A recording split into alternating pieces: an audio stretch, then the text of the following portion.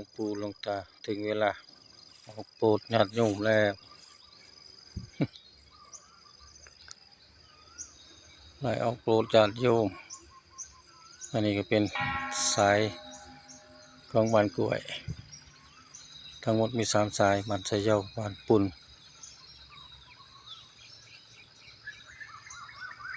ทำหน้าที่ของ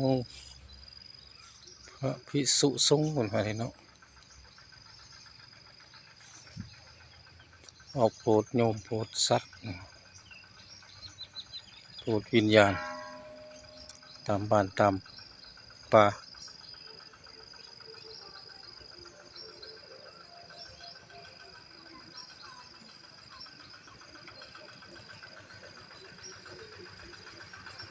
แล้วก็การเมาแล้วขับเนี่ยเป็นสาเหตุของการเกิดเหตุมากเลยนะครับในปีนี้รวมทั้งเรื่องของการขับหน้าอย่างกระชั้นชิดแล้วก็การที่รถไม่พร้อมรถไม่ปลอดภัยบุคคลที่เสียชีวิตส่วนใหญ่เนี่ยเป็นเกิดมาเหตุส่วนใหญ่เนี่ยอายุ50 ปีขึ้นไปนะครับก็จะมากแล้วก็40 ปีถึง49 ปีก็จะมีแล้วก็วัยรุ่นเลย15 ถึง 19 ปีก็มีครับอันนี้ก็คือสาเหตุเศร้ามาเห็น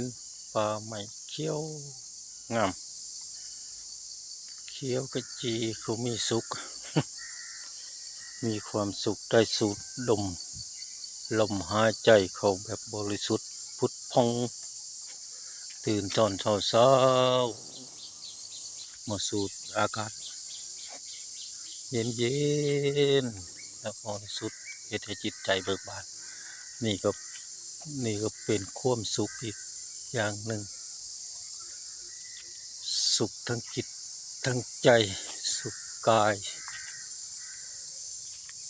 อยู่กับป่าบ่ได้สนอิหยังนะบ่เลยวุ่นวายอิหยังอยู่แบบสบายไม่ต้องคิดอะไรมากแต่จิตบ่คิดกายบ่ลำบากแม้เฮาสิจนสิทุกข์บ่มีเงินบ่มีทองใส่ก็บ่เป็นหยังนะ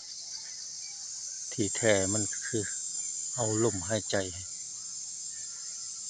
ให้ร่างกายมันอยู่ได้ตั้งได้ร่างกายตั้งอยู่ได้เท่านี้ก็มีสุขแล้วเนี่ยมองไปแล้วก็มีที่อยู่ที่อาศัยอยู่ซ้ำนี้กับพ่อกับแม่กับครอบครัว